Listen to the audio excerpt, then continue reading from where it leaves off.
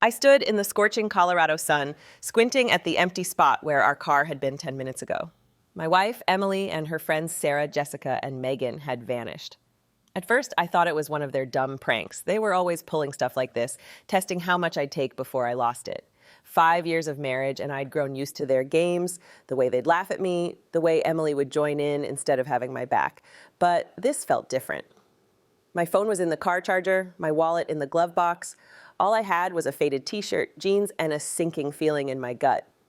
We'd been on this road trip to Sarah's lake house for 3 days, and I'd been miserable the whole time. Emily had begged me to come, said it'd be a chance to bond with her crew. I wasn't keen. Her friends always treated me like an outsider, tossing jabs and inside jokes I didn't get.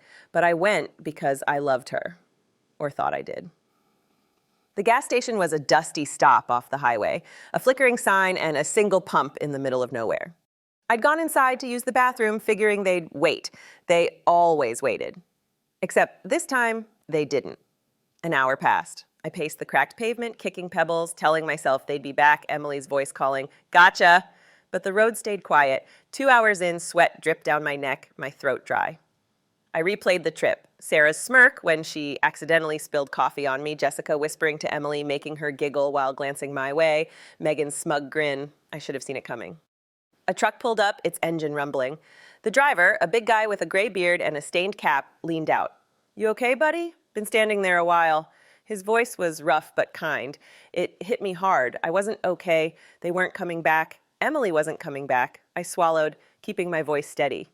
"My ride left me. Can you help?" He nodded, like he'd seen this before. "Hop in. Where you headed?" I didn't know. Home, back to Emily, the life we'd built. But as I climbed into the cab, something shifted. 5 years of her laughing at me, brushing me off, letting her friends treat me like dirt. It rushed up, hot and heavy. The trucker didn't ask much, just hummed an old country song as we drove. My hands clenched in my lap. I could have borrowed his phone, called Emily, demanded answers, but what would she say? "It was a joke, babe. Don't be so sensitive."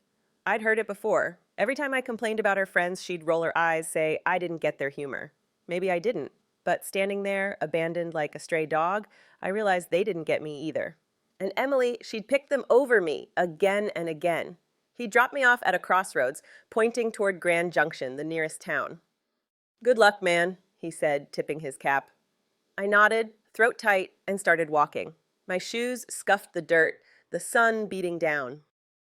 Part of me wanted to beg someone to call her, to fix this, but a louder part pushed me forward. I was done being the punchline, done being the guy they laughed at. Emily and her friends thought they'd broken me, but as I trudged toward town, a strange calm settled in. They'd set me free. Grand Junction was a mix of old brick storefronts and chain stores. I had no wallet, no ID, nothing to prove who I was. I spotted a homeless shelter, a plain building with a cross on the side. My stomach twisted. Me in a shelter? But what choice did I have? Inside, it smelled of bleach and stale coffee. Roy, a gruff guy with a shaved head, sized me up. "Lost or broke?" he asked. "Both," I admitted. "Got ditched on the highway? No money? No phone?" He handed me a form. "Fill this out. Bed for the night. Tomorrow, we'll figure the rest." That night, I lay on a cot among snoring strangers, Emily's face in my head. I wanted to hate her, but part of me ached for her to show up, to say it was a mistake. Roy helped me file for a replacement ID and pointed me to a diner down the street. "Tell Jackie I sent you," he said. Jackie's Diner was a squat place with red vinyl booths. Jacqueline, a wiry woman in her 60s with tattoos up her arms, squinted at me. "Roy says you need work. Dishwasher quit, pays crap, hours are long. Start now." I nodded, caught off guard, and she tossed me an apron. I scrubbed plates, the hot water burning my hands. It wasn't much, but it was mine. Weeks passed. I saved enough for a cheap prepaid phone, feeling a rush of pride. Then Emily's calls started. Her voicemail was soft, shaky. "Mike, where are you? It was a joke. We're so worried." Then Sarah's smug, "Come on, dude, it was hilarious." More followed, Jessica, Megan, Emily again. "We miss you. This isn't funny." I listened, my chest tight, then blocked them all. My fingers shook, but once it was done, the phone went silent. I was free. I moved into a tiny studio above a laundromat, a lumpy mattress, and a hot plate my own. Jackie bumped me to prep cook. More hours, more cash. I chopped onions, peeled potatoes, the rhythm keeping my mind quiet. At night, I'd lie awake, Emily creeping into my thoughts, her soft smile from early days before I became her punching bag. The loneliness hit hard, but I'd wake, pull on my jacket, and head to work.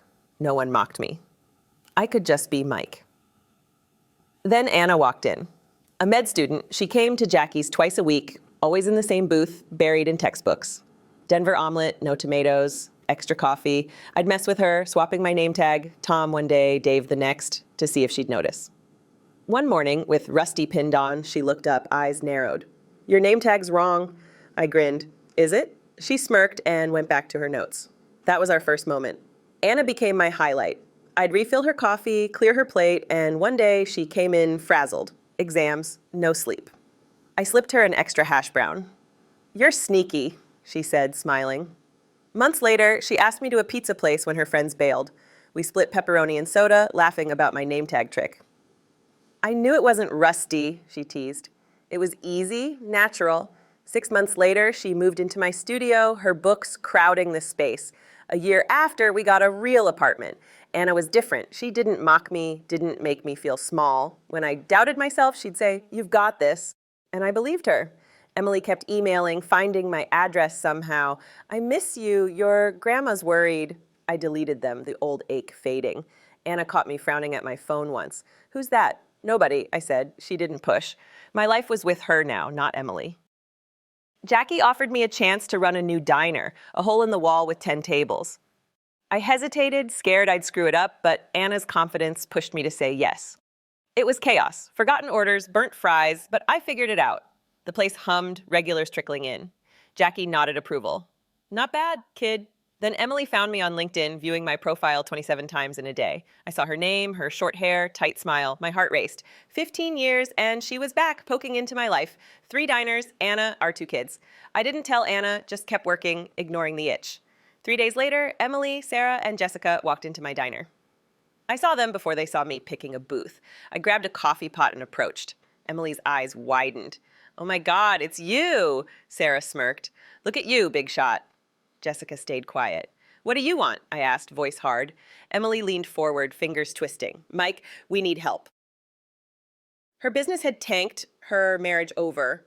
Sarah chimed in, casual. "You're doing all right? Just a hand for old times?" I listened, letting it sink in. They'd tracked me down, thought I'd cave. I walked to the office, wrote a check for $73.50, bus fare from Grand Junction 15 years ago, and dropped it in front of Emily. "That's what it would have cost me to get back to you. You don't get more." Emily's face fell. Sarah snapped, "What the hell is this?" I leaned in. "You left me. You laughed. This is me being generous." Jessica flinched. "It's time to leave," I said, loud. They scrambled out, arguing in the lot as I watched, feeling nothing. Anna and I ate chili that night, the kids bickering over rolls. She noticed my quiet. "They came by," I said, asked for money, gave them bus fare. She smiled. "They can't take what you don't give." I nodded, the weight lifting. Emily was gone, really gone. My life, Anna, the kids, the diners, was mine. I'd built it, earned it, and it was enough.